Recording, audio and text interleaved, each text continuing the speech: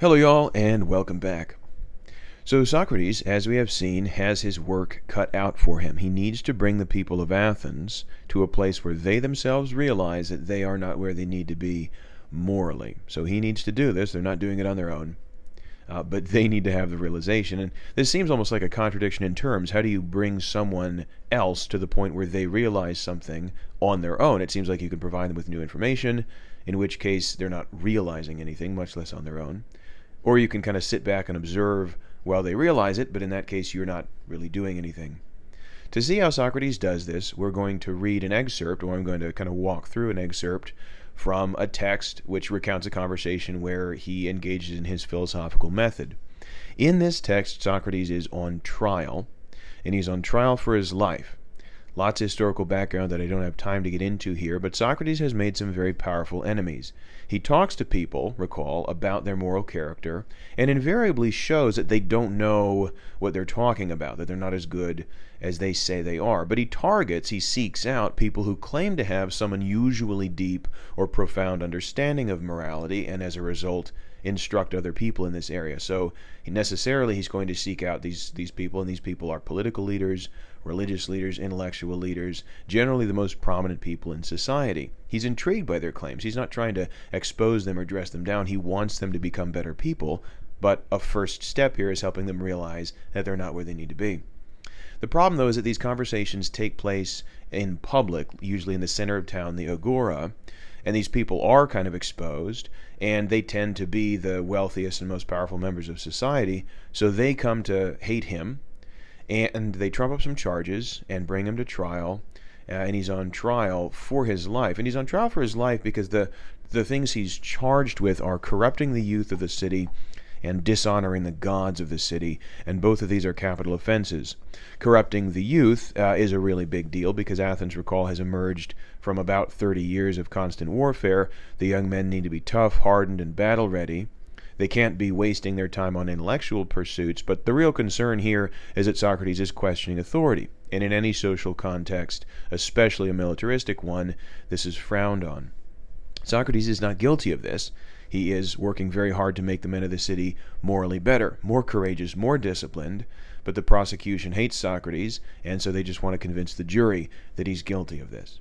The second charge, dishonoring the gods, is also a really serious offense because in ancient Greek religion, if you dishonor the gods don't punish you, they punish your entire society. Socrates, again, is not guilty of this, but the charge is brought against him because if he is in fact dishonoring the gods, this is a capital offense too because he's a threat, as it were, to national security. So he's on trial for his life. He gets up and speaks in his own defense, and his defense is written down by a disciple of his who is present at the trial, a guy named Plato, who we'll look at next module. And Plato writes down, as I'm convinced, verbatim, word for word, everything Socrates says, which is very fortunate for us. In his defense, which is called the Apology, not, by the way, because he's apologizing for anything, but because the Greek word apologia means defense or account. So this is Socrates' apology that Plato writes. But in his defense, Socrates calls one witness. And this witness is a member of the prosecution, a young man named Meletus, who not only gives the formal case against Socrates, but also serves as a plaintiff because he's bringing the case and is clearly immensely personally invested in this case against Socrates. And Socrates calls him as a witness and examines him about these two charges that Meletus is himself bringing of corrupting the youth and dishonoring the gods. So he starts by asking Meletus a question here about corrupting the youth. And he says, you say that you have discovered the one who corrupts them, namely me, but tell these jurymen who improves them.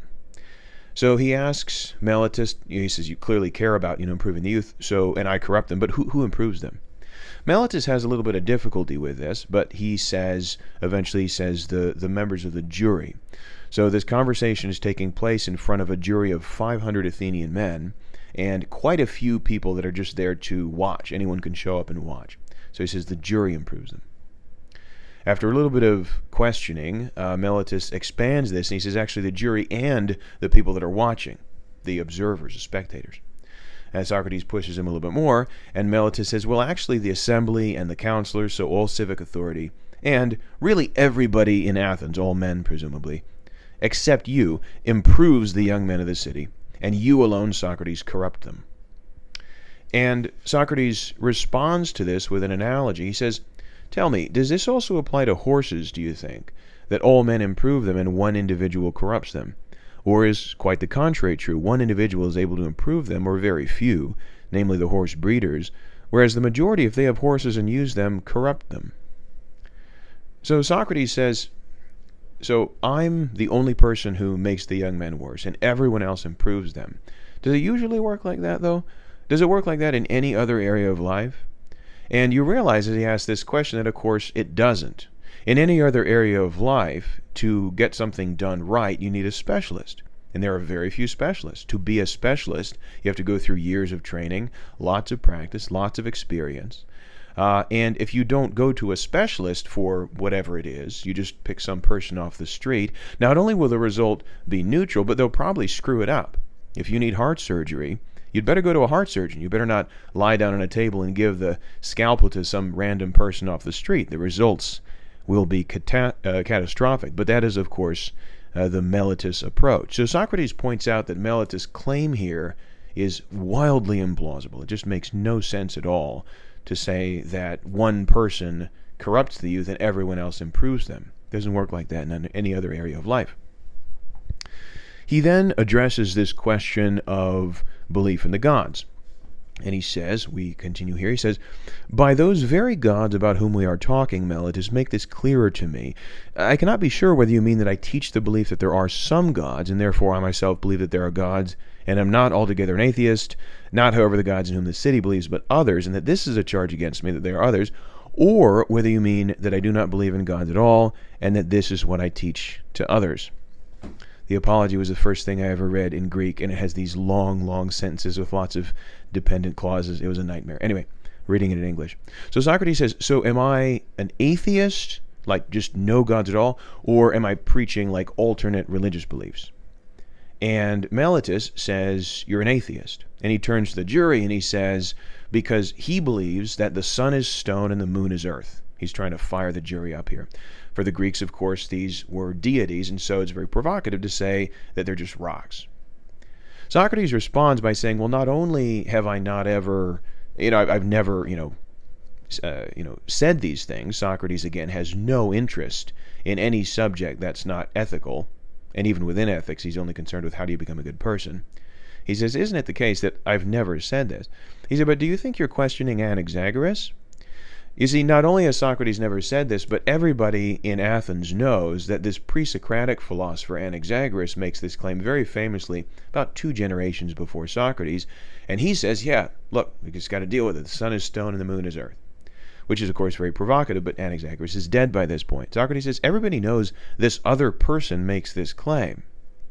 So it's, again, wildly implausible to say that Socrates is doing this. Finally, then, he says to Meletus, in your sworn deposition also, you say that I'm preaching some alternate spiritual beliefs, that I have these different spirits I believe in. Meletus says, yeah, that's right. Socrates says, so spirits are either gods or children of the gods, correct? Meletus doesn't want to respond, but the jury sort of forces him to respond. He says, yeah, I guess that's right.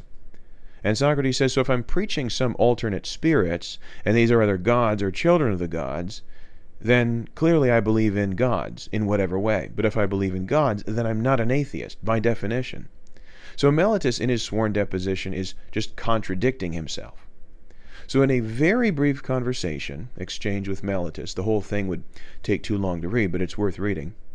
Socrates has shown that on the charges that he's bringing against Socrates, Meletus engages in wild implausibility and, at the end, outright contradiction. So how this ties into his philosophical method and how he uses it in conversation with ordinary Athenians, we'll see in the next 2 videos. Thanks.